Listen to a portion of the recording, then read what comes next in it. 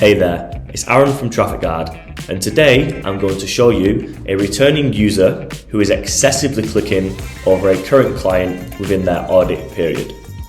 So to look at a returning user, click by click, you would go to our click report, and all I have done is then add the filter of a specific user's identifier. So our click report will provide every single click that we receive, whether that be a valid click or an invalid click. All I've now done is actually plug in that user identifier as a filter. So what that means is over the first 7 days of the audit, we saw this specific user click 73 times. And as you can see down here with the multiple columns, we provide the timestamp. Now the reason I like to point out the timestamp as being important is because, if we was to compare a bot, for example, you might see hundreds of clicks within the same second, whilst what you can see here is actually a very normal user behavior for an excessive clicker.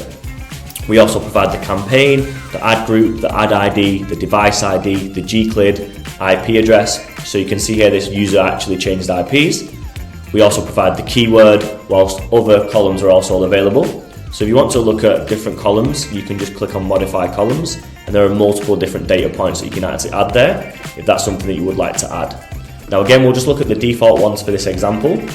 If I was to scroll down, you would actually see that this user clicked on the branded keyword 73 times. I am using a word replacer, but that demo log is referring to the branded keyword.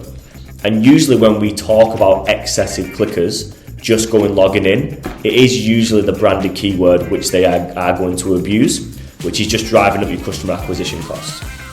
However, you can also check if users did convert within TrafficGuard, because you might say, okay Aaron, 73 times is excessive, but if that user did convert, then we can accept that.